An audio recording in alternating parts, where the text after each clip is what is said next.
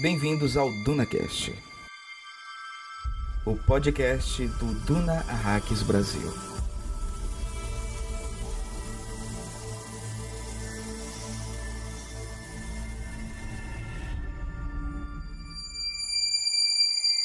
Tentar entender Muad'Dib sem entender seus inimigos mortais, os Harkonnen, é tentar enxergar a verdade sem conhecer a mentira. É tentar ver a luz sem conhecer a escuridão. Não é possível. Excerto do Manual de Muad'Dib, da Princesa Irulan.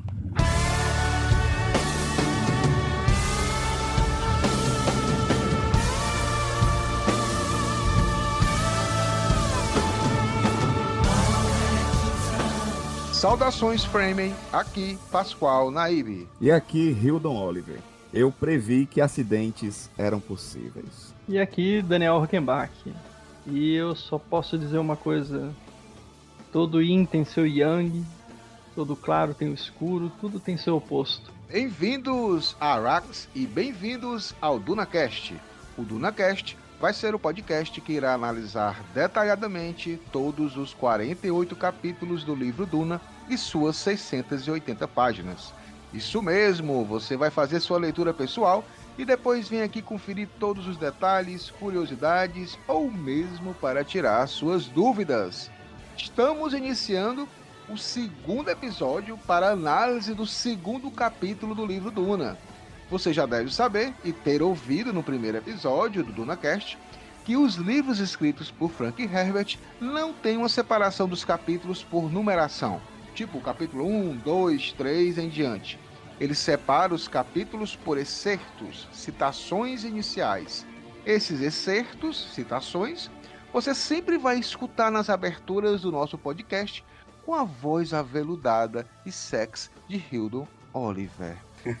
Tendo assim, cada capítulo tem um excerto diferente, mas para facilitar a vida dos nossos ouvintes, eu fiz um instrumental colocando uma numeração em cada um dos 48 excertos do livro. Assim, cada episódio vai ser referente a um capítulo do livro. Para quem acompanha lendo o livro Capa Dura da editora Aleph, estamos na página 32. Mas, para ter a experiência plena de estar indo para uma aventura incrível no planeta deserto, preciso ter convidados especiais. Não apenas convidados, mas guerreiros. E Muad'Dib é quem convoca. Por favor, editor, longa vida aos guerreiros. Long live the fighters! Começo sempre por ele, nosso navegador da guilda, editor e colaborador desse podcast, um apreciador do estilo careca raspa-tudo dos Harkonnen de Denis Villeneuve, o cabeludo Hildon Oliver. Rapaz, aqui é mais Team Momoa, menos Harkonnen, e esse é um capítulo difícil porque é desagradável. Completando nosso time para uma análise profunda do universo de Duna, convidei um jornalista amante do gênero sci-fi e mais apaixonado ainda pelo universo de Frank Herbert, e que no sobrenome tem tudo de bom, tem rock and roll e bar. Daniel Rockenbach. Então, estamos aí para gravar agora Duna, o livro que começou tudo, né? Início de tudo. Começo é o momento mais delicado na correção do equilíbrio. Isso. E é engraçado, eu acho que a gente sempre, principalmente durante a segunda temporada, a gente falou muito sobre isso, né? Sobre essa questão dos planos dentro de planos, né? E agora, nesse start, a gente tem um entendimento disso, né, Pascoal? Sim, com certeza. Olha só, feitas as devidas apresentações, preciso tratar bem meus convidados. E para isso, preciso começar a preparar aquele delicioso e salivado cafezinho Fremen para o bate-papo sempre ficar descontraído e relaxante. Hildon, Não relaxa nem o fudendo. seu é um cafezinho expresso duplo? Não, É não, isso? obrigado. Eu bebo água. Vamos seguindo adiante, Frame, porque tem muita coisa para conversarmos sobre esse capítulo 2. Porém, antes de iniciarmos a análise, vamos fazer uma breve recapitulação do primeiro capítulo, que foi o episódio chamado Gonjabá.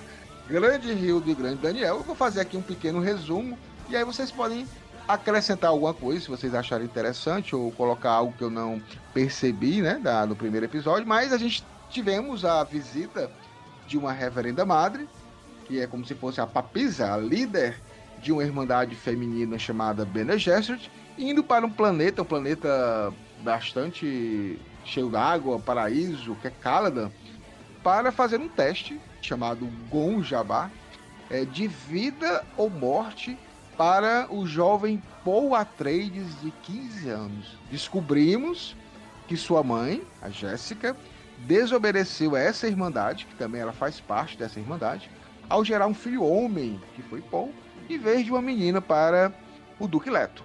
Paul está tendo sonhos recorrentes e às vezes premonitórios. Isso acendeu um sinal de alerta, que ele poderia ser o tal Kwisatz Haderach das Bene Gesserit, que é nada mais nada menos que um controle genético que as Bene Gesserit fazem às gerações, né? Vamos colocar aqui em termos de eugenia, né? Com o intuito de criar esse super ser, entre aspas, que poderia ver passado, presente e futuro. E que essa irmandade tem poderes, entre aspas, incríveis, né? Ao controlar todas as funções do seu corpo, né? Ela controla os hormônios, nervos, músculos. Elas conseguem fazer com a voz delas com que as pessoas façam o que elas querem, né?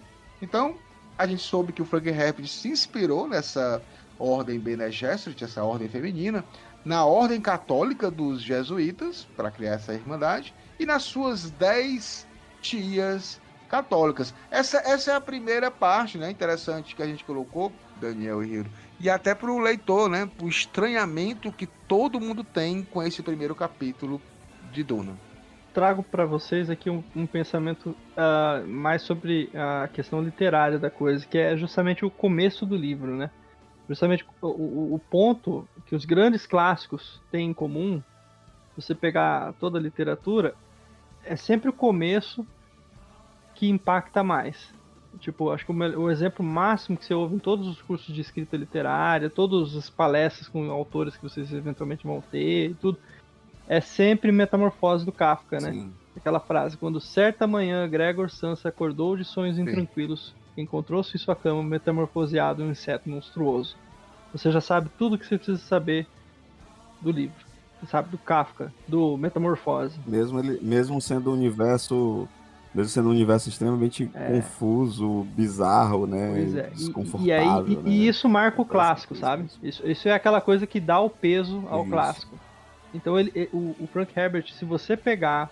O grande lance de Duna é você pegar o livro, ler o livro, passar por ele, deixar um tempo passar, voltar e voltar um belo momento, sabe, tipo um ano, 6 meses, sei lá, um tempo passar, pegar para ler de novo, sofrer com toda a leitura. Claro, você vai ter sofrido já na primeira vez para entender muita coisa, tem toda a questão dos apêndices, tem muita referência, né? Mas se você lê uma segunda vez, já ciente de tudo aquilo que tá ali, tudo isso que você falou, o Pascoal falou agora aqui das Bene Gesserit, de onde vieram, o que são, né? Você vai perceber que nada sobra.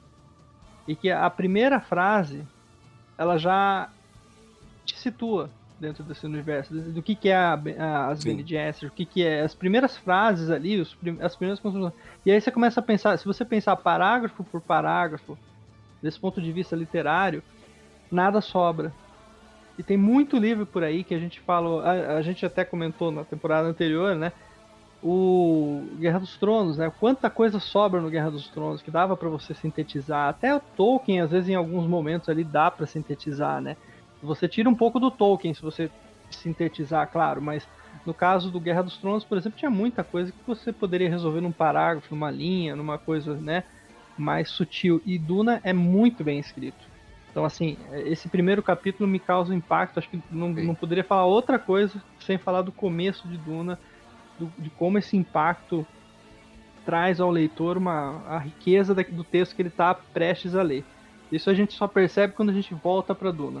Na primeira vez a gente tem essa dificuldade, tem esse impacto mesmo que o leitor vai ter, isso é normal, isso é saudável até, porque você não precisa saber de tudo quando está entrando numa história. Os melhores filmes são aqueles que a gente vai descobrindo a história ao longo do filme, né? E eu só acrescento aí na dica do Daniel que quando você for fazer a releitura, antes de fazer a releitura, ouça o DunaCast. Aí você vai ter uma experiência incrível. Ou leia junto. Ou leia junto. Aí não bem tem legal, erro. bem legal. Mas só para finalizar esse primeiro capítulo, a gente também soube lá que o universo de Duna não tem robôs ou inteligência artificial, porque há milhares de anos atrás houve uma guerra entre máquinas e humanos que foi chamada de Jihad Blutariano, e a humanidade venceu, então foi destruído todas as máquinas. O James Cameron com certeza leu Duna. Porém, precisou, né, evoluir com treinamentos específicos. O ser humano ele precisou evoluir com treinamentos específicos, com o uso da especiaria melante, que a gente vai falar um pouco mais. E tivemos a criação de escolas para isso, as Bene Gesserit, que tem a questão política, mas tem a questão toda do corpo, né, do controle do corpo. E é até interessante que o Frank Herbert também escreveu na final da década de 50, início da década de 60, Revolução Feminista, né? Meu corpo, minhas regras. Então tem muito isso também das Bene Gesserit. A gente viu que criaram uma escola chamada dos Mentats, que são computadores humanos. Vamos conhecer um de mais perto agora nesse capítulo 2. E tivemos também a apresentação de uma outra escola, que é a Guilda, que é o nosso Uber espacial, a galera que se desenvolveu para viagens interplanetárias. Mas isso foi uma breve recapitulação que nós tivemos aqui do nosso primeiro capítulo, mas agora precisamos passar para nosso quadro semanal de informações sobre o universo de Duna. Notícias do Império.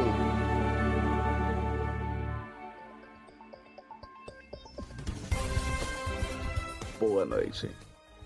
Esse é o Notícias do Império, aqui no Duna Hacks Brasil.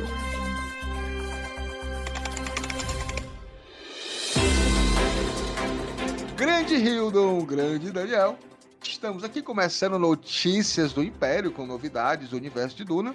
Sobre o filme ainda não temos, tá? Não temos nada de concreto. Villeneuve, Hildon continua sendo aquele escroto no bom sentido de não liberar nada. Ele não consegue, nós não sabemos nada, não sabemos mais quem é a Alia, nada, não tem uma foto assim que possa escapar. Então vamos ter um pouco mais de paciência, que na vez passada, 2021, o Duna Hacks Brasil conseguiu o script inicial do filme. Antes do filme eu já sabia muita coisa que ia acontecer.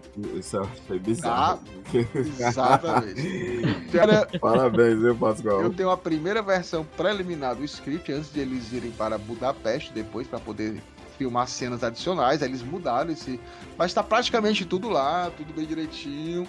Então, quando eu tava assistindo o filme, obviamente eu já sabia de algumas coisas, mas não tem importância, porque eu já tinha lido o livro umas 30 vezes, então já sabia o que ia acontecer também no filme. Então nada iria me surpreender. Mas, grande Hildo e grande Daniel, eu queria só rapidamente agradecer mais uma vez quem colabora, quem ajuda, quem apoia o DunaCast. DunaCast, com certeza. O DunaCast é um programa semanal, mas ele necessita mesmo da ajuda de vocês, e toda ajuda, toda recompensa, todo tipo de apoio é bem-vindo. E a gente tem aqui uma forma de vocês nos ajudarem. A gente tem uma campanha no Catarse, né? O Catarse é um sistema de financiamento coletivo contínuo, e que você escolhe uma quantia que vai caber no seu orçamento, não, né? Ninguém tá pedindo um dízimo da igreja e tal, não, tá, pessoal? É somente uma ajuda pra gente manter a edição, pagar esse nosso editor que tá por aqui, hospedar o nosso site. A gente tem uma meta de R$600 por mês, para cobrir esse gastos de edição, servidor, hospedagem, que a gente está aqui toda semana. E a gente tem várias recompensas. Se você apoiar R$5, você se torna um metade. Você vai estar ajudando aqui o nosso projeto, seu nome vai estar no mural de apoiadores, em postagens quinzenais nas nossas redes sociais. Você apoiando R$10, você se torna um navegador da guilda, nós agradecemos sua ajuda, seu nome vai estar no mural de apoiadores, vai ter acesso a um grupo exclusivo do WhatsApp do DunaCast, onde se encontra Hildo Oliver, o único grupo de WhatsApp de Duna em que Hildon Oliver está participando, mandando fotos. Não pode mandar aquelas fotos, Hildo, só fotos. Eu mando só as fotos do pós-treino do projeto Momoa 2000. Com os cabelos esvoaçantes. E os áudios, né? Os áudios vale. Mando áudio também Manda e mando áudio. foto do meu gato. E ele coloca também os cremes que ele coloca no cabelo, então fiquem atentos que vocês vão ter o cabelo igual do Hildon. Todo mundo tem inveja, minha esposa tem inveja. Mas, para ajudar, com R$20 por mês, você se torna uma Bene Gesserit ou então faz parte da Irmandade Bene Gesserit. A gente agradece a sua ajuda, seu nome vai estar no mural de apoiadores, vai ter acesso a esse grupo de WhatsApp e seu nome vai estar sendo citado aqui nos agradecimentos de um episódio mensal do DunaCast. R$30 por mês você se torna um Fremen, né? Agradecemos a sua ajuda, seu nome vai estar no mural de apoiadores, vai ter acesso ao grupo do WhatsApp, seu nome citado uma vez por mês e você vai ter um áudio de fã até 2 minutos anexado a esse quadro aqui, Notícias do Império. Quem sabe até você pode mandar seu pitadas de melange para poder as pessoas acharem mais interessante. E finalmente a última, se você quiser ser realmente radical, se tornar um frame de primeira categoria, você se torna um Fedaikin com R$50 por mês. A gente agradece, seu nome no mural de apoiadores, acesso ao grupo do WhatsApp, seu nome citado nos agradecimentos de um episódio mensal e o apoiador nesse nível, Hildon, participa aqui do Notícias do Império. Vai aqui com a gente conversar, bater um papo. Inclusive já tivemos, né, Pascoal? Já tivemos, com certeza. Então você pode ser o próximo. Só Mas bem. olha só, vamos para um quadro dentro do Notícias do Império que eu gosto muito, as pessoas curtem muito, que é o Pitadas de Melange. O Pitadas de Melange é um momento em que eu peço aqui aos meus convidados que tragam 2 dicas culturais que podem ser independentes do universo de Duna, que possam fazer com que as pessoas em casa, de repente, achei interessante, eu vou ler esse livro, ou achei interessante, vou começar a ouvir essa banda, não, vou assistir essa série.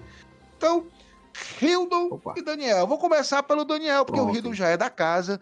Daniel, por favor, qual é a sua dica, qual é a sua pitada de melange para os nossos ouvintes? Eu vou ir meio que na contramão de Duna, depois que teve o diabo butleriano, né? E vou falar de um jogo que me fez a cabeça agora esse final de ano, cara, que é o City Sleeper. Um jogo que tem pra PC, eu joguei no Switch, joguei no PC também, não consegui ficar... E é um RPG, cara, que ele tem... você começa como uma espécie de androide, mas é um androide que tem uma consciência humana, emula uma consciência humana. É tipo os replicantes até do Blade Runner, até certo ponto, só que você é literalmente um androide. Você começa com um aspecto robótico, tudo, e segue assim, né, a história. Então não tem nada de confundir você com um ser humano, só que você emula a sua consciência de um ser humano. E aí você vive numa estação espacial, que é as ruínas de uma estação espacial, né? Num futuro capitalista em que as corporações tentaram colonizar a região ali do espaço. E aí você tá como um desses androides ali que serve a uma corporação para fazer coisas na estação, ajudar as pessoas a resolver problemas, construir coisas, né? E aí, o grande lance do jogo, além de ter essa mensagem meio que social, meio que política, né, sobre como as corporações podem, né, é um jogo que puxa muito mais pro cyberpunk, eu gostei muito da narrativa dele, né, e ele é legal porque você tem vários estilos de jogo, né, você administra recursos, né, você meio que joga um RTS, que é aquele tipo de jogo que você administra recurso, tudo que você tem que fazer, né? Por exemplo, você tem que comer todo dia, você tem que, a cada 4, 5 ciclos, tomar uma medicação para você continuar funcionando enquanto Android, né? E você come como um ser humano, tudo, o Android processa, né? Inclusive isso faz parte do aprendizado do personagem, e aí você vai desenvolvendo o personagem nesse cenário. E vai ajudando pessoas, vai conhecendo pessoas dentro da estação que estão precisando de ajuda, e aí começam a aparecer histórias, por exemplo, dos refugiados, e aí os refugiados começam a virar aquela metáfora da vida real, sabe? E é um jogo, assim, muito inteligente, né? O texto muito bem escrito, então você tem que fazer opções, né? E são várias histórias que você vai formando ali. Eu achei muito interessante, né? Show de bola. E aí eu recomendo. Tem no Steam. Nesse momento não está na promoção, mas o preço dele não é nenhum absurdo, é R$ 59,90, né? Assim, não é comparado com outros jogos, né? Eu acho um valor até interessante, mas de tempos em tempos ele entra em promoção. Eu cheguei a comprar na Steam por 37. Eu só comprei porque eu pensei assim, eu jogo um pouco no Switch uma história, jogo outro no PC. Daí eu vou comparando as duas, as escolhas que eu fiz. E é isso, é um jogo assim muito legal. Pra quem gosta de ficção científica, assim, recomendo. Eu tenho medo de jogos, porque minha vida social acaba. Eu sou meio. Então, mais Você vicia fácil? mas eu gosto muito. Vamos, grande Hildon, qual é a sua pitada de melange? Cara, eu vou também sair do universo de Duna. Na verdade, eu vou sair até desse universo meio sci-fi. E vou indicar aqui um mangazinho que eu li eu tava na academia. Aí eu disse assim, agora eu vou ler aqui um pouquinho. Terminei lá a esteira e fiquei lendo. Que é o Sakamoto Days, cara. É um mangá do Suzuki Yuto, né? Cara, é muito legal, porque tu imagina, acho que todo mundo conhece o One Punch Man, né?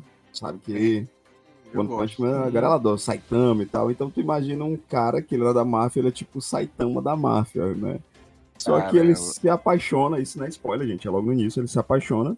Então ele resolve ter uma vida comum, uma vida normal. Ele vira ele vai ter um mercadinho numa cidadezinha pequenininha lá no Japão. Só que tem essa pegada meio aquele filme do Keanu Reeves, gente, como é o nome? Do que mata um cachorro dele. Que ele é o Baba... John Wick? John Wick. John Wick. Isso. John Wick. Então, assim, você não sai da máfia dos assassinos assim, né? Livre e espontaneamente. Então eles acabam mandando um cara que já trabalhou com ele pra assassinar. Cara, o mangá é divertidíssimo, super fluido, super bacana. Tem essa pegada, eu considero tipo Saitama da máfia, né? Porque Já gostei. cara, e é engraçado porque tipo ele engordou, né? Ele tá numa vida mansa, tranquila, só que ele é muito foda. O Sakamoto é foda demais. E tu imagina que depois, quando você vai descobrindo os motivos que levaram ele a abandonar, não só o amor, né, como ele cria as regras junto com a esposa dele, é super fofinho e super divertido. É uma leitura super rápida e muito divertida. Acho que às vezes eu até digo assim, gente, a gente não precisa que tudo mude a nossa vida, a gente às vezes também precisa só se divertir. E o Sakamoto Days é a deixa que eu digo pra vocês. Vão lá, leiam e se divirtam, cara. Leitura Show de muito bola. bacana. Grandes dicas dos nossos dois convidados. A minha dica é você ajudar o DunaCast no Catarse. Com certeza.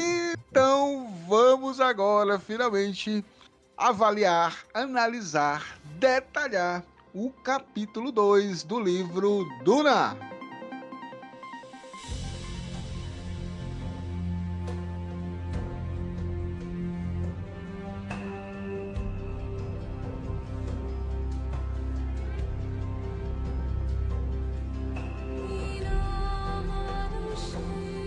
Grande Hildo e Daniel, vamos aqui para essa análise do capítulo 2 e apareceu a galera do mal. E apareceu rápido, né, Pascoal? Apareceu de forma rápida, Hildo, e aqui já tivemos algumas revelações bem bombásticas, né, no segundo capítulo. Sim.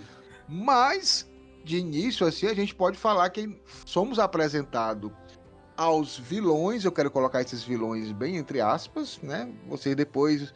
leitor e ouvinte vai poder deduzir se é entre aspas ou não.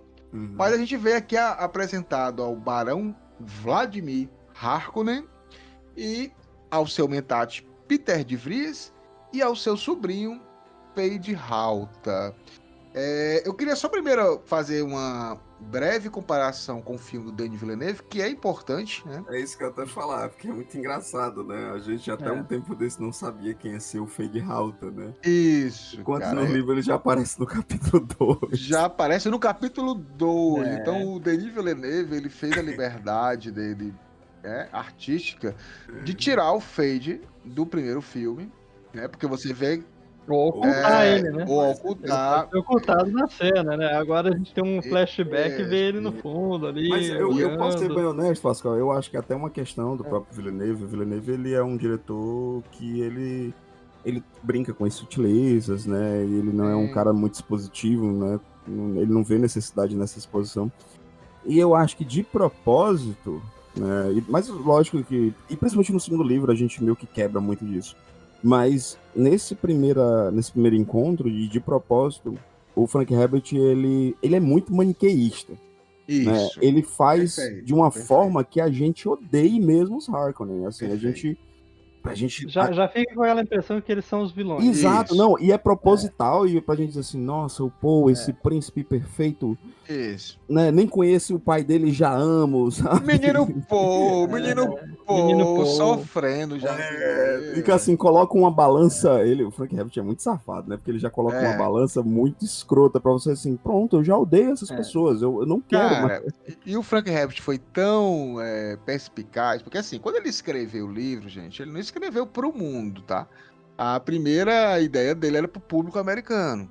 Então ele tava ali na década de 50, final da década de 50, auge da Guerra Fria, né? Guerra Estados Fria. Unidos e União Soviética. Então, como o Frank Herbert era safa, né? Porque ele dizia que as palavras têm poder e elas, ao serem faladas ou lembrarem alguma coisa, estimula a pessoa a querer saber mais. Ele colocou o nome Vladimir na clara intenção de remeter ao nome russo. Guerra Fria, né, cara? A Guerra Fria. fala. O Brian Herbert até falou que ele viu num catálogo. Ele disse, Vladimir é um nome bom, um nome russo, parece. Não que ele, do mal. não que ele tivesse nessa loucura de dizer, a União Soviética é ruim, os Estados Unidos é bom. Não, que ele criticava todos. Ele tanto criticava os Mal americanos. sabia que íamos ter um Vladimir Putin nos dias de hoje.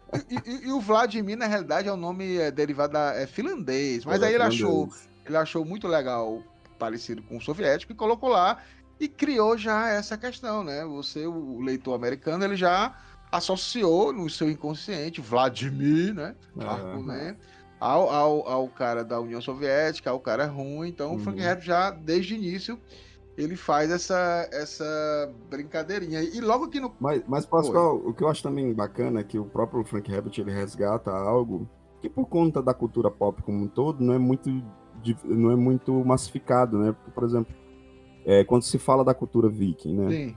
A gente sempre pensa nos dinamarqueses, né? Os suíços, ela sempre aquela coisa, o Ragnar Lothbrok.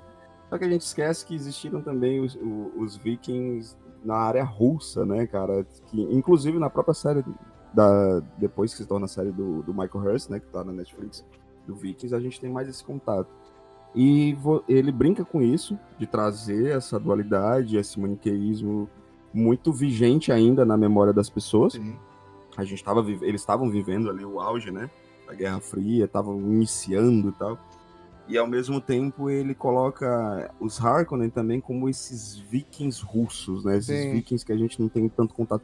Porque eles são cruéis, eles são invasores, eles querem tudo, sabe? Eles querem tudo pra si. Então tem muito disso também, eu consigo muito visualizar, né? E acho que por conta desses pequenos detalhes a gente percebe, esse cara tá brincando comigo, ele quer que eu odeie essas pessoas assim, de graça, sabe? Mas tem ali os detalhes, né? E aí a gente fazendo a comparação com os Harkonnen que o Villeneuve idealizou, é bem interessante, porque o Villeneuve, ele acertou na essência do planeta Harkonnen, que é Gied Prime ou Gied Primo, depende de como você fala, mas ele disse que a casa Harkonnen, o planeta Harkonnen, e aí é muito interessante também essa dualidade também que é feita do primeiro capítulo pro segundo. Depois eu vou deixar vocês falarem mais um pouco, mas a primeira é o planeta, né? A gente viu lá um planeta com muita água, rios, né? Bonito, paradisíaco, e aqui a casa dos Harkonnen não é detalhada,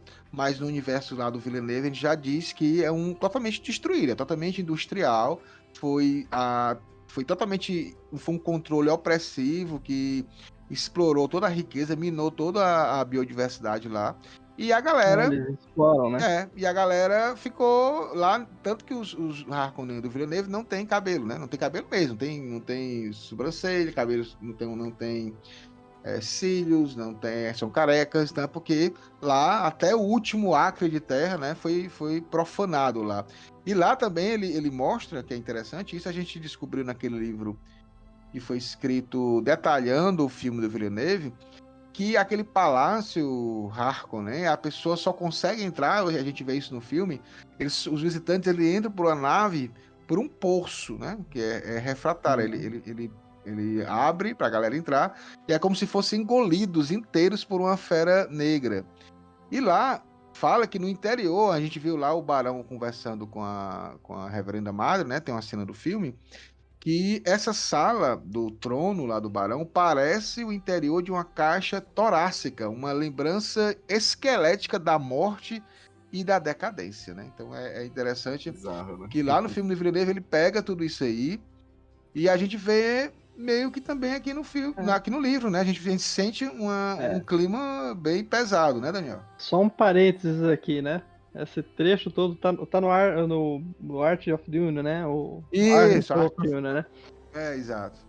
Todo esse trecho, toda essa composição de cena, ela é praticamente muito, mas muito chupinhada em alguns trechos ali, principalmente na criação da entrada do castelo e tudo, Já sei. do Duna do Rodorovsky. É verdade. Se você assistiu boca. o documentário do Duna do Rodorovsky, ele entra por uma boca, você tem uma Exato. lateral cheia de espinhos e facas Perfeito. e coisas. Você não poderia, se você tombasse ali, você morria, né? Então era um lugar terrível.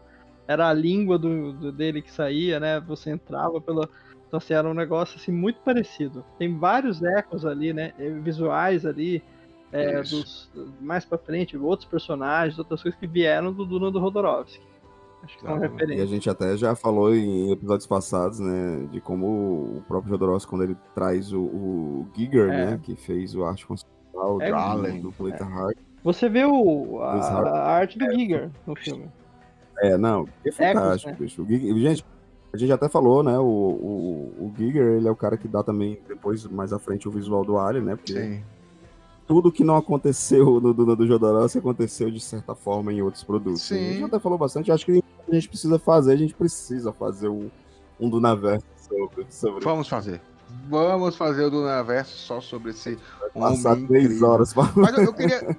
3 horas, com certeza. Eu queria dar uma adiantada aqui sobre a questão do Barão, que a gente começa a ver essa figura do Barão, a gente vê que ele está nas sombras, e a gente vê ele de frente, né, para um artefato, né, um artefato bastante peculiar, que era um globo feito para colecionadores ricos ou os governadores planetários do Império, num cor de caramelo, né? Até ele fala assim, a cor não lembra deliciosos caramelos, né? E aí mostra Arrax, né? E mostra a peculiaridade de Arrax. A gente pensa assim, Arrax é um planeta deserto. Cara, é um planeta deserto com calotas polares. Então, nos extremos de Arrax tem gelo. Assim, as pessoas às vezes acham que isso não acontece. Mas nas extremidades de Arrax tem gelo. Então, ele é, na sua grande maioria, 99% é areia. Mas nas extremidades é gelo. Então, é uma coisa bem interessante, que às vezes a gente deixa passar. Sim. E é uma zona proibida, né? Então, assim, só outro ponto, né? Em vários momentos do livro você vai ouvir esse termo, zona proibida, deserto e a zona polar. E esse planeta Arrax, que é Duna, ele é citado rapidamente no primeiro capítulo, em que o Paul Atreides disse que Caladan está muito confusa, porque as pessoas estão fazendo um preparativo para se mudar para Arrax. A gente não compreende muito o porquê dessa mudança, e aqui nesse capítulo 2 a gente começa a ter uma ideia do que realmente está acontecendo, né? E aqui a gente começa a ver, e aí mais uma vez a questão de como o Duna ele é Idade Média, né? A gente tem o Duque, Atreides, a gente tem agora aqui um Barão, Harkonnen, né? Mas a gente começa a ver agora aqui uma trama, um plano a ser conversado. E aí eu queria conversar com vocês sobre essa questão de como o Frank Herbert ele faz um dualismo perfeito nesse primeiro capítulo com o segundo capítulo. E aí eu vou falar o que eu acho, vocês também podem acrescentar ou discordar.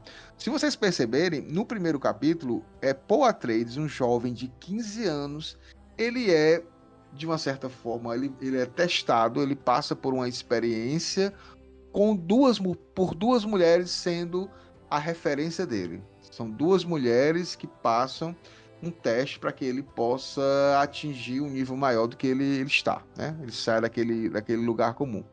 Aqui a gente vê dois homens fazendo teste, né? Porque o Fade Halt é um jovem de 16 anos, o Paul é um jovem de 15 anos, em que também vai mostrar algumas coisas que vão acontecer no futuro. Estou preparando ele para algo maior. A gente vê aqui um matriarcado, né? Uma questão mais humana, porque a Bene Gesserit, a Reverenda Madre, vai para ver se o Paul é humano, para ver se ele tem essa consciência humana. E a gente vê aqui exatamente o contrário. No decorrer da conversa com o Barão e com o mentat dele, ele disse que preferiria que o mentat fosse mais uma máquina, né? Fosse mais objetivo. Então, assim, não é o lado humano que interessa aos Harkonnen. É a questão objetiva, prática, do lucro.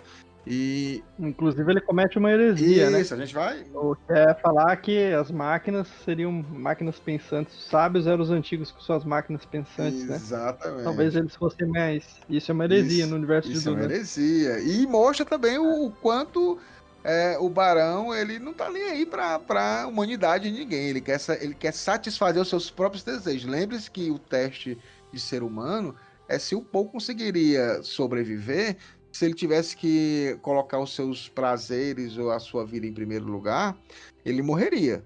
Como ele soube se controlar, ele soube adiar isso, soube trabalhar essa situação, ele sobreviveu. Aqui a gente mostra exatamente o contrário. É um barão glutão, que quer poder, que não quer saber de humanidade, que está preparando o seu pupilo para substituí-lo nas intrigas, né? Então, vocês acham interessante essa forma como Frank Herbert faz esse espelho do primeiro para o segundo capítulo? Eu comecei o programa falando, né, da questão do yin e yang, né, o claro, escuro, a dualidade. Né? Para mim é uma questão de dualidade. Ele quer colocar a gente num ponto ali de ver, ó, aqui eu tenho um extremo, aqui eu tenho outro. É o maniqueísmo que vocês falaram, né?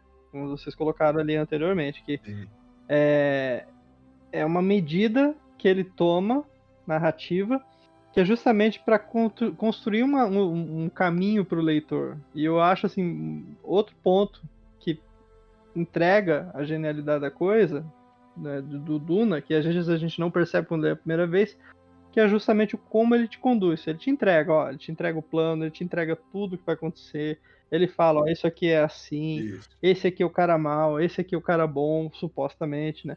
Isso aqui é assim, Isso. assado. Né? O que tá interessante é estar nas entrelinhas, no desenvolver, e aí você vai começando a perceber as sutilezas e vendo assim, tipo, olha, esses contrastes aqui, eles querem dizer muito mais do que só bem e mal, né? São posições antagônicas, né?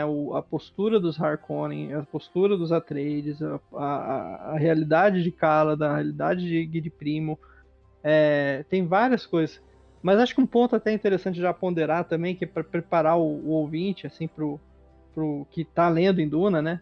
Se o Pascoal e o Hildo me permitem, eu acho que tem uma questão aqui que eu acho que é interessante a gente lembrar que a gente está vivendo ali no futuro um feudalismo. Que eu acho que, e para mim o Frank Herbert pensou o seguinte: numa sociedade futura em que você tem que administrar vários planetas, ou eles se administram por conta e vira tudo uma anarquia, ou eles se administram por uma espécie de, né? Só que assim, por exemplo, quando a gente chegou à conclusão que não precisava mais de feudo, que reinos era uma coisa também foi incoerente, daí os países foram se criando através da língua, através da moeda, através da cultura, a gente percebeu uma coisa: as fronteiras estavam lá, então estava todo mundo habitando o mesmo mundo.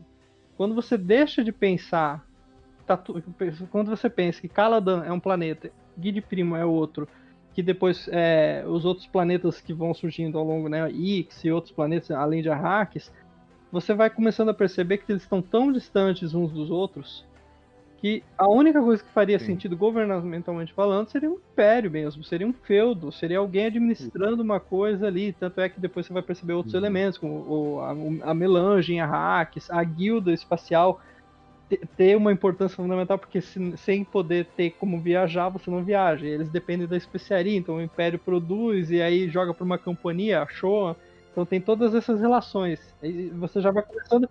Não tem Não tem tem, WhatsApp, não né? tem Ninguém WhatsApp. consegue se E aí tudo é muito uma escala muito épica, planetária. Então assim, não faria sentido outra coisa que não pensar como um feudo. Um feudos, cada planeta Exatamente. se administrando, mas respondendo a um governo central que tenta manter tudo organizado e só consegue existir como governo, enquanto governo, e ter uma ordem, porque existe uma guilda espacial que faz todo mundo viajar. E aí aparecem essas personagens, as Bene Gesserit, que parecem uma coisa sempre Exatamente. manipulando, coisa da sombra. Você vai ver elas sempre, né? O ouvinte sempre, quando for ler, vai perceber elas como uma sombra, um espectro que está sempre rondando ali, mas ao mesmo tempo tem controle de tudo.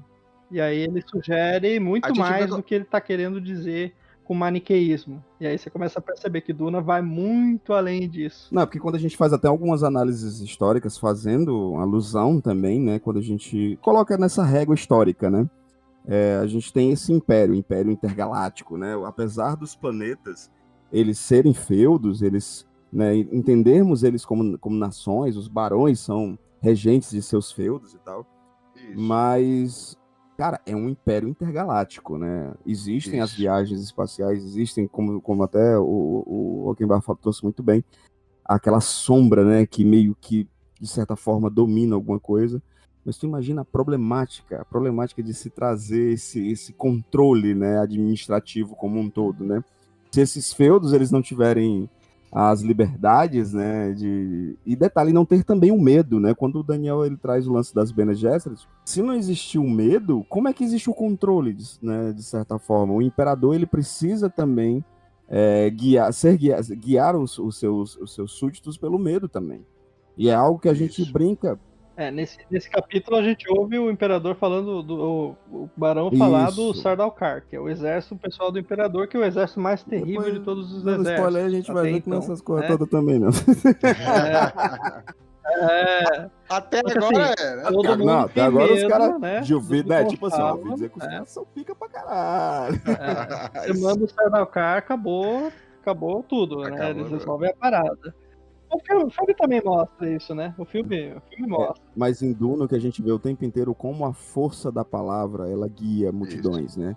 E isso não é só em Duna, não. É na nossa situação histórica como um todo. Às vezes, nações são dominadas apenas pela força da palavra, apenas pela crença do que é, né? Quando a gente até brinca com até a questão do sistema monetário, né?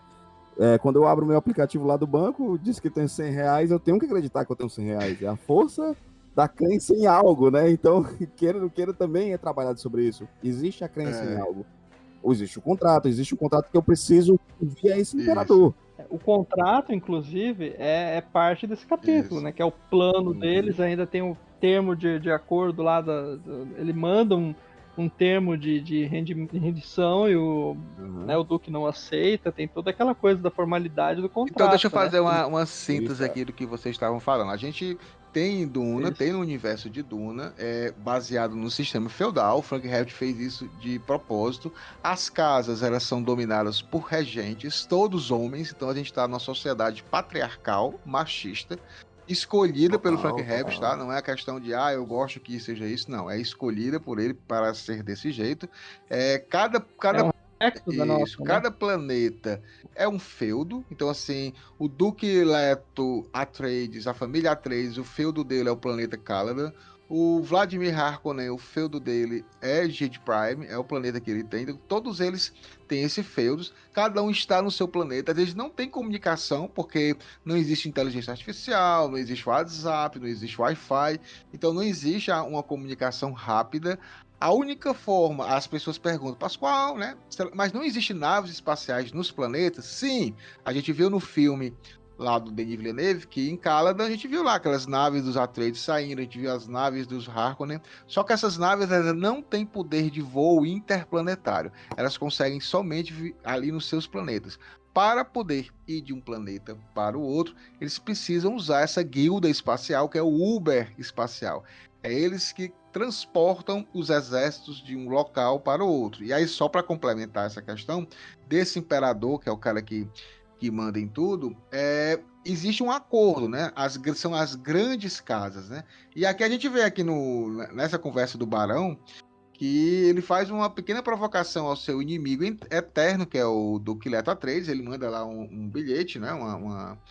Um documento, e o Duque responde, e o Duque disse que preferem que as coisas sejam resolvidas na arte de Kenley, que na realidade é uma vendetta, né? Tem até que é uma rixa formal submetida às leis da Grande Convenção. E aí, só para dizer o que é a Grande Convenção, galera, é porque nesse mundo de Duna, todo feudo, né, todo planeta tem arma atômica. Todos eles têm armas atômicas. Porém, claro, ninguém vai querer atacar um ao outro, e aí isso é muito parecido com a nossa sociedade, né? Não é algo que o Frank Herbert colocou de lado. Então, nessa grande convenção, as casas maiores, né, proíbem o uso de armas atômicas contra alvos humanos, né? Então, as guerras, elas não podem ser para matar civis. Então, as guerras têm que ser de exército contra exército. Então, tem uma certa, entre aspas, civilidade. E a gente tá falando isso porque o Barão Vladimir Harkonnen, nessa conversa, ele cita o imperador. A gente não sabe quem é, de onde é, né? Eu nunca comi caviar, não sei como é que é. O imperador também a gente não sabe ainda como é, mas a gente vê que o Barão Vladimir Harkonnen, ele já está aqui com planos, né? Já está com planos. Aí eu queria falar para vocês, né? Porque o Peter, que é o mentate distorcido dele, fala o seguinte: a vingança nunca foi tão bela. Nunca se viu um plano de tão refinado perfídia. Fazer Leto trocar Caladan por Duna. E sem outra alternativa, pois é o imperador que ordena. Aí, gente, eu pergunto pra vocês, pro Hildo que também curte. Hildo, tu assistiu Game of Thrones? Mas com certeza. E já li os livros todos, acho que mais de uma vez. Você se lembra de uma certa família honrada, os Starks, que o rei foi visitá-lo e disse: você vai ser a minha mão, e aí você não tem como recusar, toda a sua família é obrigada a ir para uma outra cidade. Cara, eu lembro quando eu comprei os 3 primeiros livros, a série ainda não tinha estreado, né? Aí acho que foi a editora, acho que foi a Leia que trouxe primeiro pro Brasil. Foi a Leia, exato. Cara, aí eu comprei os 3 primeiros livros e devorei, né? E todo mundo devora, incrível. E eles são gigantes, né? Mas devorei. Mas ao mesmo tempo foi muito engraçado que quando eu li, eu disse assim: caralho, bicho, esse tal de Ned Stark vai cometer o mesmo erro do Leto. Exatamente. Então, assim, foi inevitável, cara. Foi inevitável. São as inspirações, né, Daniel? Dos autores ali, com certeza tem toda uma inspiração. Mas eu queria perguntar a você, Daniel, sobre o Peter, né? Eu queria que tu dissesse um pouco para quem tá ouvindo o que é um mentate. A gente teve lá filme Duna, um vislumbre, né? Que uma coisa que eu sei é que eles ficam com os olhos brancos. O Peter chato pra caralho. O Peter parece aqueles bobos da corte que falam o que não deve ser falado, mas falam. O que tu acha, Daniel? Ele é um saco. Eu vejo os mentate como uma espécie de computador. Sim, mesmo. Uma espécie de tático, planejador, assim. É que uma coisa que a gente tem que entender que o universo de Duna, você até mencionou antes das naves, né? Eles têm tecnologia, mas a tecnologia, se você tiver uma calculadora capaz de processar alguma coisa, fazer um processamento, já não pode ter. Por quê? Porque tirou do ser humano a capacidade de fazer isso. Eles começaram a adotar depois do Jihad Butleriano, que é um negócio que vai aparecer de inúmeras vezes lá ao longo do livro, né? O leitor e o ouvinte vão ter essa expressão, a Bíblia Católica laranja, o Jihad Butleriano, essas expressões são todas a ver com esse momento da história em que a humanidade se rebelou contra as máquinas que ela mesma criou, né? Tipo, é como se fosse o futuro lá da Skynet. Eles dominaram a gente escravizava as máquinas, e elas passaram a nos escravizar, e aí a gente se rebelou, conseguiu a liberdade, então se decidiu que todo mundo tinha que ter talento, todo mundo tinha que investir. Você é capaz de, sei lá, tem dom de matemática, você vai entrar na guilda espacial, porque eu não posso deixar o computador de uma nave calcular uma trajetória. Então, por mais que às vezes a nave consiga ir do ponto A ao ponto B, do planeta A para o planeta B, você precisa calcular a trajetória. Só uma máquina poderia fazer isso, né? E aí, assim, chega um ponto que eles começaram a criar especificidade. Tipo, para mim, os mentats são máquinas que calculam as coisas táticas, militares, ciências humanas, assim, quase que, né, da coisa. Eles pensam os números, mas ao mesmo tempo eles não conseguem se imergir tanto na matemática como os membros da guilda. São personagens que vão acabar aparecendo logo já nos próximos capítulos, né, com mais destaque. Então, assim, toda a tecnologia criou isso, né? A tecnologia que eles criaram. O que é? Por exemplo, o Mentat bebe lá o suco de Safu, lá naquela cerimônia dele, lá pra ficar doidão, vamos dizer assim, né? São drogas alucinógenas que fazem com que ele baixe uma coisa lá nele, que ele consiga fazer cálculos muito rápidos e tecer possibilidades, né? Eu não disse... Quando eu falei da questão tática, né? Quando eu falei até das questões humanas, o Mentat ele consegue calcular também estatística, né? Ele é um bom estatístico, eu acho que mais do que o pessoal da guilda ser bom de matemática, eu presumo, eu sempre entendi assim, né? Como se o pessoal da guilda fosse tão bom em matemática que consegue ser capaz de ver abstrações.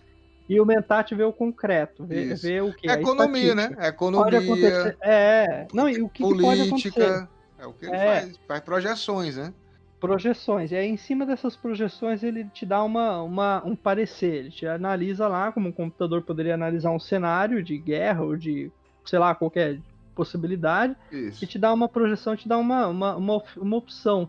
Só que o Mentat, ele é tão sofisticado, porque ele tem um quê de humano, que, né, porque é um ser humano acima de tudo, que ele acaba se envolvendo. E a gente tem aí um dos personagens assim, que apesar de ter um toque meio chato, né, que o Rildo falou, eu já acho interessante. Mas pra mim, no caso do Peter, eu acho o Peter interessante porque pra mim ele é um personagem que meio que quebra um pouco o protocolo dos Mentat, né? O outro Mentat que a gente vai conhecer é o dos Atreides, que aí já é um cara todo protocolar, todo cheio de... Daniel, mas ele era um Mentat dos Harkonnen, né? Não tem como ele ser um padrão e no caso... Pera aí, eu disse pra você, eu acho interessante, né? Não vamos ser maniqueístas aqui, hein? Porque o Frank Herbert não é maniqueísta no final das contas. Né? E o legal...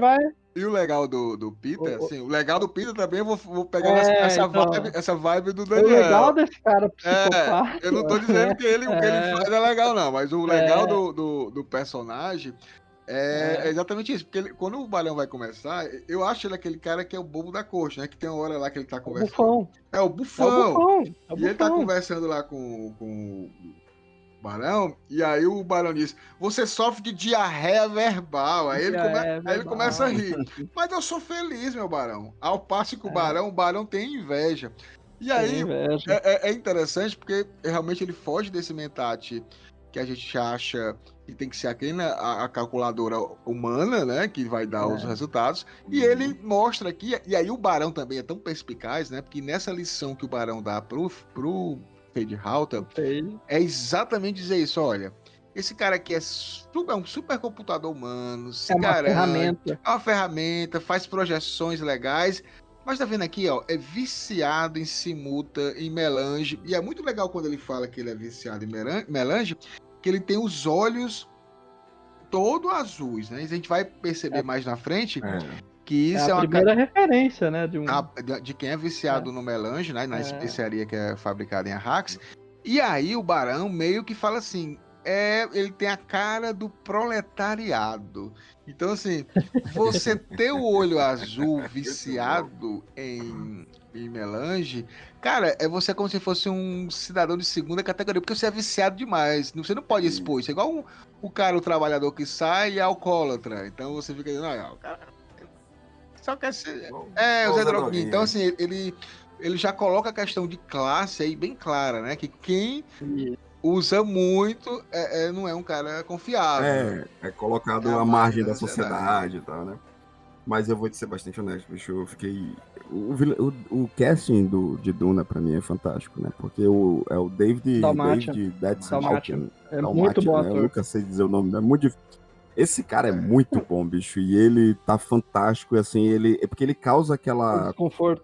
uma certa repulsa e ao mesmo tempo uma soberbo pra Isso. caramba, né, sabe? E detalhe, parece que ele tá o tempo inteiro pisando em ovos, mas ele estica, né? É isso assim, até onde eu posso pisar aqui pra poder quebrar ou não, sabe? Aqui a gente tem um ponto, eu acho curioso que o Villeneuve não usou ele da mesma forma como o Isso. livro, né? Porque no Uhum. livro ele simplesmente esculacha o Barão, sabendo que o Barão não pode fazer nada enquanto ele for útil. E ainda tem aquela coisa, né? Que ele sabe que o Barão não é tão inteligente pra bolar um plano desse sozinho. Ele é perspicaz, mas inteligente pra ter todas as maquinações e conseguir concluir isso. Ele é só um glutão, como você falou ali antes, né, Isso. Pascoal? Ele é um cara que da nobreza, que sabe, que faz até seus planos malignos ali, aquela coisa. Ele sim é maniqueísta. A gente pode dizer que muito bem que o Vladimir Harkonnen, assim como todos os outros Harkonnen que vão aparecendo ao longo do livro, são todos maniqueístas, porque eles são a burguesia, né? Se a gente Sim. pensar, a gente é levado a crer no começo, como se eles fossem uma espécie de analogia, né? Eu fico imaginando os americanos lá, os norte-americanos lendo em 1960, o pessoal lá em Berkeley, lá nas universidades lá, começando a descobrir que não, peraí, a nossa democracia não é tão democracia assim, o capitalismo não é uma coisa tão boa assim, os panteras negras ali não estão tão errados, será que se a gente juntar com esses caras aqui, a gente não podia fazer uma revolução, que quase rolou, né, para quem não conhece a história americana. Em um dado momento se cogitou juntar os intelectuais lá de Berkeley com a galera dos Panteras Negras e a galera que estava mais, né, as radicais feministas, juntar toda essa galera e falar, ó, a América aqui não é para os americanos não, o americano pobre não tem vez, né?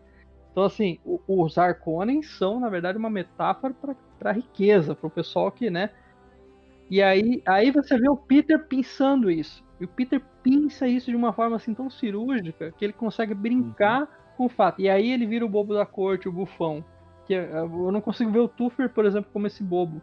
E aí vem essa minha admiração pelo personagem do Peter, né? Claro que ele é um psicopata, louco, tudo. Mas ele é uma ferramenta, né? E é uma ferramenta muito cínica. Eu gostaria de ter visto mais disso no filme do Villeneuve. Mas é aquela coisa, talvez a gente veja numa edição estendida, uma coisa assim que eu acho que ainda vai rolar. Acho que ele vai esperar o segundo filme pra dar mais cenas ali, porque tem muita cena que sobrou do primeiro filme lá, que depois Sim. 5 horas. circulou por aí, 5 né? horas, mais ou menos. É, Mas olha você só. imagina. Mas olha só, a gente vê aqui, já tá adiantado aqui no capítulo. A gente vê que tem um imperador. Uma coisa importante pro ouvinte e o leitor, né, que tá lendo. A gente não sabe por que é que o imperador está apoiando. Lembre-se que o imperador, no decorrer da conversa, o Barão Vladimir vai contar o plano dele, que é que o Duque vai lá para Arrax, com o Paul Atreides, com o menino Paul, com a Jéssica, vai todo mundo para Arrax. E lá está uma grande ratoeira, né? Uma grande ratoeira está armada para o Duque. Lá ele vai ser traído, né? E é interessante também, eu só fazer uma pequena pincelada aqui dessa questão da ratoeira. Eu achava muito estranho o Barão Vladimir usar esse termo ratoeira, né? E aí eu fui pesquisar, o Frank Herbert era muito fã da literatura grega e de Shakespeare. E Hamlet, o Hamlet é um príncipe que o pai dele morreu e aí o fantasma do pai dele retorna para ele dizendo que foi assassinado e que quer vingança. E quem matou o pai do Hamlet foi o irmão dele, né? O tio do Hamlet, né? E aí o Hamlet, para saber realmente se houve essa traição, ele faz uma peça chamada A Ratoeira. E aí essa ratoeira é uma armadilha, né, que o Hamlet iria fazer. Então essa armadilha do Barão Vladimir é mais ou menos nesse sentido, né, de fazer com que o Duque vá para uma armadilha preparada com todo o gosto. E aí eu quero perguntar a vocês, o que vocês acham de no segundo capítulo vocês terem praticamente 2 spoilers enormes. Um spoiler que o Barão já diz quem é o traidor, que é um servo fiel a Atreides, que é o Dr. Yue, e fala que vai ter um atentado contra o Paul Atreides. Então, assim, de cara, no segundo capítulo, a gente já sabe quem é o traidor. Por que vocês acham que o Frank Herbert fez isso? Um ponto que eu acho interessante que você colocou, vou pescar o que você falou, Pascoal, que é o da peça do Hamlet, né? O Ratoeira. A peça tá ali pra confundir, certo? Pra pegar Isso. o personagem, né? Ver se ele tem culpa ou não. Você falou ali toda da questão, né, do Hamlet, como ele usa essa peça. Para mim, a peça ali estaria na manipulação para os Atreides acreditarem em um dado momento que é a Jéssica, Sim. né, a traidora. Perfeito, E aí perfeito. eles É a esperam. intenção, né? É a Eles intenção querem criar dele. reação emocional em cima disso, né? Tipo, a Jéssica é a Isso. traidora. E talvez o Tuffer até a mate, né? Como ele fala em algum momento do Exatamente. plano. E aí é O Tufi é o Mentat Atreides, só pra Mentat gente... E aí, assim, o Mentat Atreides vai chegar à conclusão que talvez a Jéssica seja assassina justamente por causa do condicionamento imperial do Yui. E Isso. ninguém espera uma reação emocional do Yui, né? E aí é a mesma coisa que trai todo o Hamlet ali também na peça, todo o contexto de Hamlet. Mas é muito interessante esse paralelo entre a peça, o plano dos Harkonnen e todo o plano do Hamlet para tentar descobrir o assassino, né? Então, assim, tem paralelos aí, muito, muito inteligente, é muito sagaz essa observação. E eu queria perguntar uma coisa. E aí, assim, o que eu acho, não sei se tu concorda com isso. Eu acho também que o Frank Herbert abriu logo aqui no segundo capítulo, porque assim, no primeiro capítulo, cara, a gente já tá com tanto sim. nome. Kwisatz Haderach, Caladan, Tufir Hawat, Dr. Yue. Se ele colocasse mais uma busca de detetive aí pra saber quem iria ser o traidor da família Atreides, você não conseguia nem ir adiante. Você se sentiu a pessoa mais incapaz, mais burra do mundo, porque você não tava entendendo nem os nomes do primeiro capítulo. Imagine agora tentar procurar quem vai ser um possível traidor, né? Então eu acho que também nesse ponto ele disse, não vou sobrecarregar demais aqui o leitor com muita informação não, porque já tá com muita informação, e se eu colocar mais esse dado aqui de detetive, pode ser que as pessoas fiquem desanimadas, né, de não querer ir adiante. Tu acha que pode ter sido isso também? Na verdade, eu acho, e a sensação que eu tenho, é mais o Frank Herbert, tipo, pregando uma peça mesmo. Diz assim, eu vou deixar claro, logo no início da minha história, quem é o traidor, né, de certa forma. Para que as pessoas que estão lendo vão ficar assim, não, mas não é possível. Isso. Será que isso vai... Não vai. Será que... A gente não sabe, né? Quem tá falando é o Barão, né? Exato. E detalhe, essa informação vem de um cara que já nos é apresentado como um ser humano grotesco. Isso. Um ser humano que é repulsivo, né? Então, assim, o cara que pensou o plano, o cara que pensou o plano, um cara que é repulsivo, um cara que a gente já tem todos os sentimentos ruins em relação a ele. Você diz assim, não. E detalhe, quando você vai sendo introduzido na história, você fica... Não, o Herbert tá me pregando uma peça, sabe? Então eu acho que é mais nesse aspecto do que medo de trazer informação. Porque quando a gente vai acompanhando, isso a gente vai ver nos próximos capítulos, Frank Herbert não tá nem aí se ele vai colocar muita informação pra gente. Sabe? Ele coloca e você que se Não vira. tá nem aí com Vira história. aí, né? Mas aí nós temos um ponto interessante, de novo, da questão literária, né? Porque se a gente pensar, por exemplo, os clássicos de suspense, né? Já que a gente falou dessa questão de descobrir quem é o traidor, o mistério, se você for analisar o romance, principalmente o de suspense dos Agatha Christie da vida, sabe como é que é escrito? Ele é escrito linearmente. Primeiro, né? Você escreve, ó, fulano matou ciclano, tava aqui, o motivo é esse, isso aqui. Tal, e aí continua a história. Aí uma pessoa apareceu lá, viu que tinha um corpo, que não sei o que. E aí o que acontece? Quando você assiste um filme, por exemplo, uma montagem de um filme, você vê, né, primeiro o crime, tipo, entre facas e segredos mesmo. Tudo parece óbvio no final. Mas é porque o autor omitiu várias passagens para você. E aí você só vai descobrir depois, né? Quando você tá lendo, quando você tá lá. Mas quando é concebido o romance, ele é concebido da forma mais linear possível. O assassino é esse, você já sabe o final, já sabe tudo. A questão é que aqui o nosso Frank Herbert sabia tudo, queria passar, deixar claro que sabia, e que não era a intenção dele que você se atesse a esse tipo de detalhe. Ele não quer contar aqui um mistério, ele não quer aqui brincar com...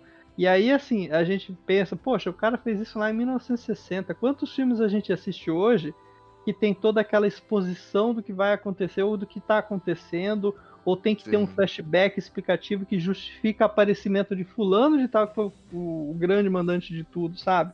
Isso. Então, assim, a gente perde muito na literatura nisso, né? Perde muito. E aí poderia virar um romance até simplista se ele ficasse nessa coisa, assim. Porque daí a gente teria todo um arco pra descobrir quem que é o traidor, qual que é o plano, por que queria isso e tudo. E aí no final se iludir. E aí fugir do que era a real discussão em Duna. Que eu acho que até a gente não precisa falar disso agora, mas lá pra frente as discussões mais profundas, né? Até a gente deu um pouco de spoiler, né? Falando, tipo, olha Eu só, acho que não. os Harkonnen não são tão vilões assim, eles são os capitalistas da coisa, subverte um pouco, né, as expectativas. É essa subversão de expectativa que é o que Frank Herbert quer. Então se eles simplesmente chegassem e falassem, ó, tem um mistério aqui, o assassino é fulano de tal, e ele já pensasse já no começo tudo, e entregasse pra gente em flashbacks, a gente ia ficar, tá, e aí? Então poderia virar um livro confuso, até medíocre, piorar, né? E a gente vê isso nos mistérios, né? Nos filmes de mistério. A gente vê que, assim, tipo, a gente fica maravilhado lá, mas daqui a 10 minutos, meia hora, sei lá, alguns filmes a gente até esquece, porque o grande lance era saber quem matou, e aí a grande evidência não estava lá na tua frente, porque o próprio autor omitiu isso de você. Só para o autor tá sabendo, né? E o Frank Herbert não é desonesto com a gente. E quando ele coloca aqui que na realidade vai ser esse Dr. Yue, acho que a parte final aqui desse capítulo, e aí ele explica um pouco o que é, porque ele fala que o Dr. Yue, ele é formado pela escola Suk, né, que é uma escola que submete todos os seus alunos a um condicionamento imperial, um condicionamento mesmo no sentido de entrar na mente da pessoa, porque esses caras, esses médicos, eles são condicionados a nunca fazer um mal. Então, deveria ser tipo assim, um juramento de Hipócrates ao extremo, né? A hipérbole. Porque nesse juramento, se ele tentar atentar contra a vida de qualquer outra pessoa, ele morre automaticamente. Ele tem um condicionamento na cabeça dele. Se ele tentar matar alguém, ele morre. Ele não consegue sobreviver. Existe esse condicionamento. E aí o Fade Halter fica muito interessado em saber como tanto o Peter, o Mentat e o Barão conseguiram quebrar esse condicionamento, porque esses médicos, eles são de alta confiança das grandes casas. Vocês imaginam que as grandes Pode casas... tratar o imperador, né? ele tem esses médicos ali É prerrogativa, né? ao lado do imperador. Então isso mostra a confiança de todas as grandes casas, porque as grandes casas são desconfiadas de tudo.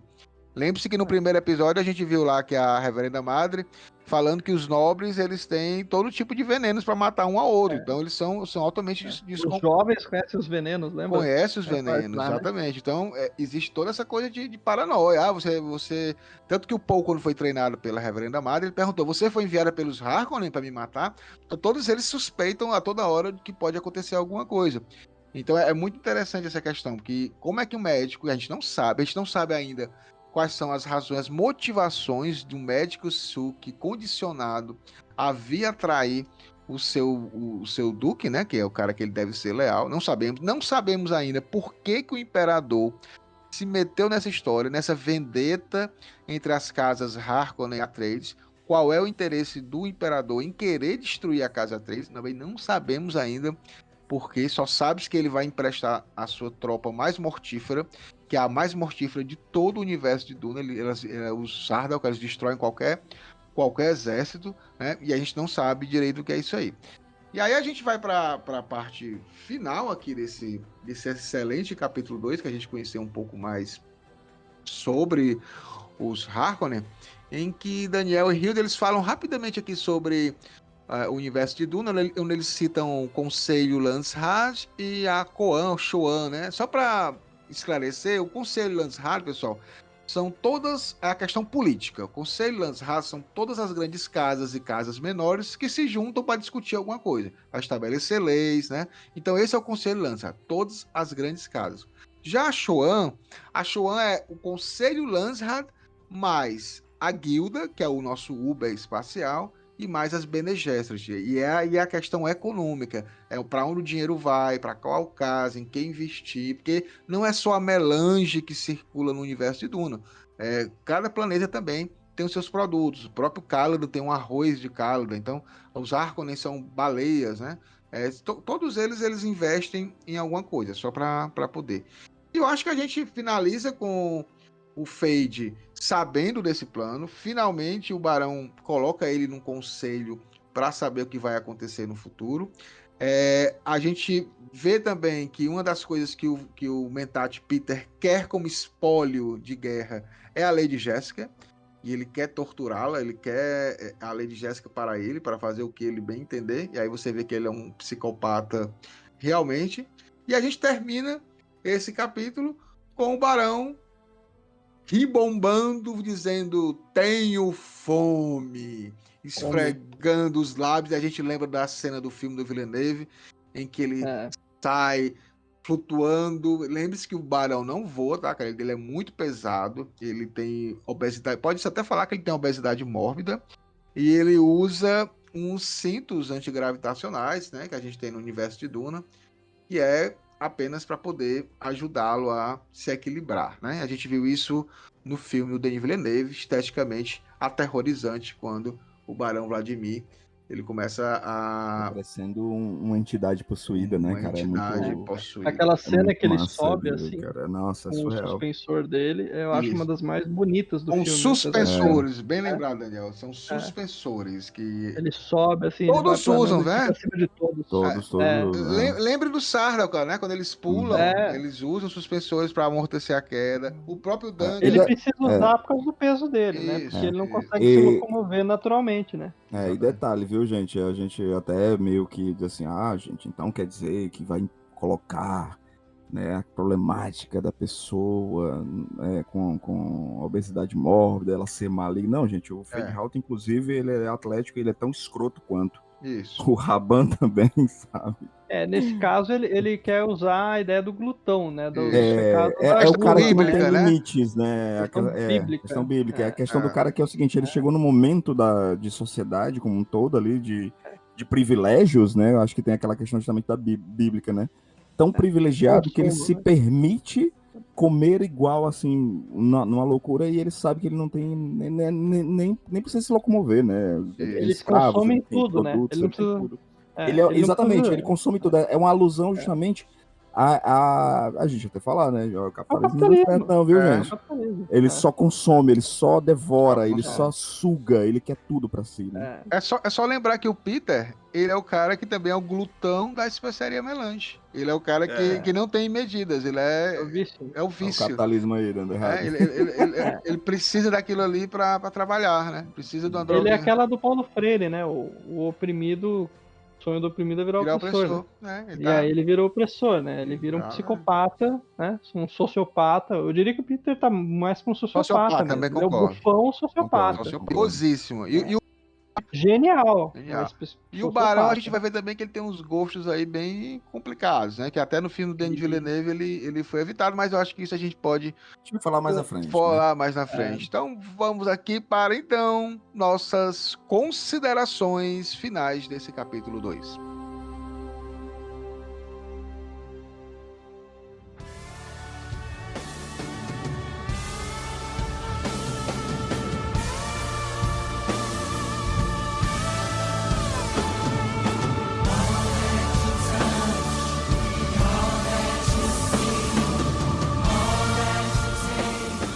Capítulo muito interessante.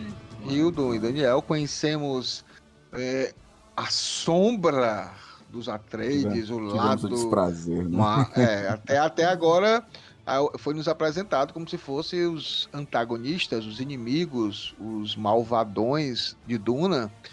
Então, está sendo apresentada a família Harkonnen pra gente, o Barão Vladimir Harkonnen, o Feyd-Rautha, que vocês não viram no filme, quem assistiu o filme, vai aparecer só agora na segunda parte com o lindão do Austin Butler. Espero que não raspem a cabeça do coitado, deixem o Elvis, deixem ele como Elvis ainda, que fica mais interessante.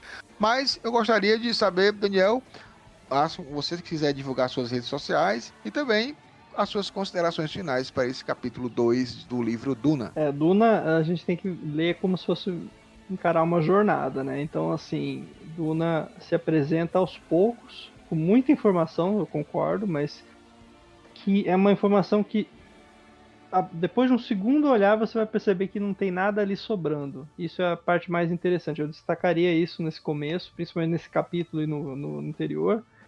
E eu diria que nada do que o Frank Herbert coloca como explícito é óbvio, sabe? Realmente óbvio. Às vezes ele quer discutir outras coisas, quer te conduzir por um caminho. Então você não está lendo um romance de ação, você não está lendo um romance de mistério, você não está lendo um romance de cavalaria, de herói, de vilão. Você está sendo levado a crer que está vendo uma história dessa, mas ao mesmo tempo, quanto mais você entra nessa história, mais você vai perceber que ele quer comentar outras coisas. Ele quer falar de política, ele quer falar de humanidade, ele quer falar de futuro, ele quer falar da ecologia das terras áridas, como ele fala, né? Diz lá a frase no prólogo, antes de você começar o livro. Ele quer falar de questões, né, metáforas muito mais profundas, né? Aí a gente tem o petróleo, a gente tem a religião, a gente tem o abuso de poder, né? Como um lado abusa o poder, como o outro lado também abusa o poder, né? Então, assim, ele quer discutir tudo isso. Bom, quanto às minhas redes sociais, eu tô voltando a usar o Sentinela Positrônica. Então, se o pessoal quiser me seguir tanto no Twitter, no Instagram, né? Ou procurar na fanpage no Facebook, o Sentinela Positrônica, que era um canal onde eu costumava falar de ficção científica, de coisas que eu gostava, tudo. Começar a falar mais de outras coisas também ali, né? Deixar isso meio como uma persona para os trabalhos que eu participo, para as coisas assim, né? E aí, quem quiser seguir, é só ir lá procurar por Sentinela Positrônica. Sentinela do Arthur Clarke, né? Do conto que gerou 2001, e Positrônica do cérebro positrônico do Asimov. Beleza? Perfeito. Daniel, muito obrigado mais uma vez por estar aqui. E apoiem o Catarse. Olha aí, o Daniel você gosta de alguma coisa, o Daniel né? é um apoiador nosso do Catarse. Muito obrigado, Daniel, pela participação. Não podia deixar de lembrar essa. Tem que apoiar no Catarse. Se você gosta de alguma coisa, apoia. Obrigado pelo apoio em tudo aqui, como colaborador, né? Ajudando aqui a que a gente continue esse programa semanal.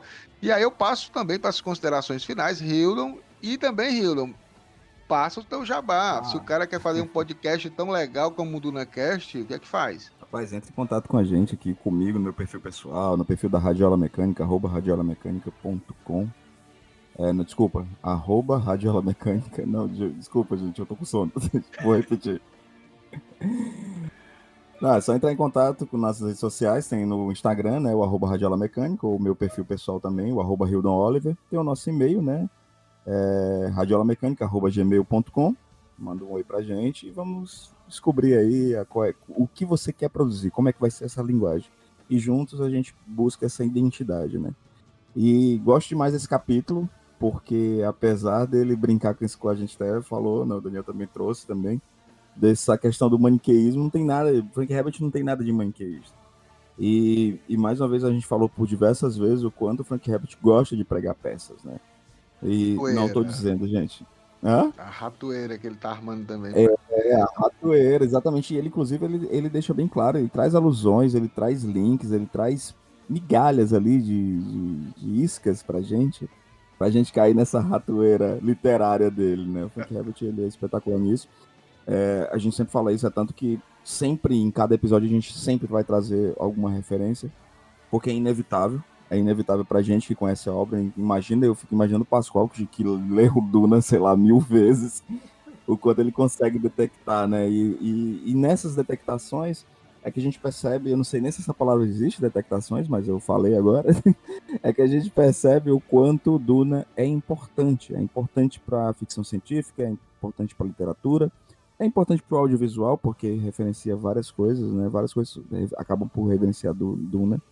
E ficamos muito felizes que, finalmente, Duna está sendo representado novamente, o fandom está se fortalecendo, e vem com a gente, lê o capítulo, ouve o nosso episódio, vamos trocar uma ideia, manda um oi também no meu perfil. Eu sou muito ruim de rede social, até o Pascoal diz, Hilda, faz um Twitter. Não, gente, o Twitter eu acho um lugar muito tóxico, de gente muito mentirosa, eu não quero, não.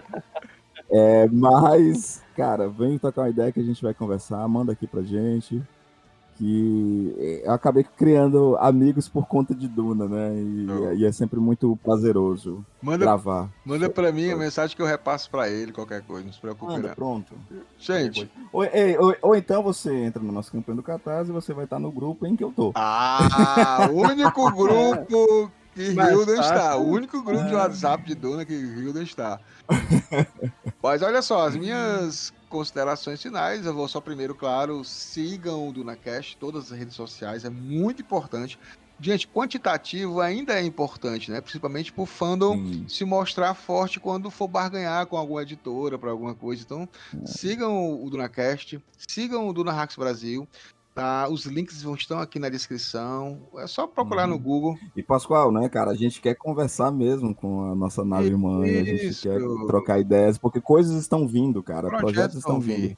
E para isso a gente precisa também da força de todo mundo, né? Exatamente. Então ajudem a gente para poder, a nossa editora Aleph, quem sabe trazer os livros do Brian Herbert. A gente vai ter que começar a pensar nisso, porque o fã de Duna quer realmente, quem tá se interessando por esse novo universo, tá apaixonado, quer mais material, quer os 6, além dos 6 livros do Frank Herbert, quer também o material do Brian Herbert para conhecer mais um pouco sobre esse universo expandido de Duna. Então, por isso que é importante seguir todas as redes sociais. As minhas considerações finais é que eu acho muito massa isso, realmente. Não, a gente vê aqui, no primeiro momento, o jovem Paul Atreides, uma família legal, e a outra é uma família meio decadente, né? Como foi falado, parece aqui ser um grande maniqueísmo, mas o que eu mais gosto nesses 2 primeiros capítulos é exatamente o Frank Herbert mostrar super-humanos, tá? Super-humanos entre aspas, tá, pessoal? No sentido de que, por exemplo, uma Lady Jessica, que é uma Bene Gesserit, consegue controlar todo o nervo do corpo, consegue trocar o sexo do filho, né? Ah, eu quero menina, não quero menino, e ela consegue fazer isso. Ela é tão humana que se apaixona pelo Duque e faz algo contrário à sua irmandade. Então, assim, por mais que ela seja uma super-humana, entre aspas, ela erra. A gente vê aqui um super-humano, que é um supercomputador humano, Mentat, Peter Harkonnen, o cara que consegue fazer qualquer computador de hoje em dia, deixar no chinelo, ele consegue fazer cálculos políticos, econômicos, mas ele é demasiado humano e ele é viciado em vários tipos de drogas. Então, perceba que o Frank Herbert sempre coloca lá em cima os personagens dele e fala, ó, mas tá vendo aqui? Continua sendo demasiado humano, continua sendo essa mesma pessoa. É fantástico. Então é muito legal essa questão. E finalizamos aqui mais um episódio, o segundo episódio do DunaCast sobre o livro Duna. E mais uma vez agradecendo Daniel e Hildo. E um grande abraço a todos. Até mais, Frame. Até a próxima, galera. Valeu. Esse podcast é editado por Radiola Mecânica. radiolamecânica@gmail.com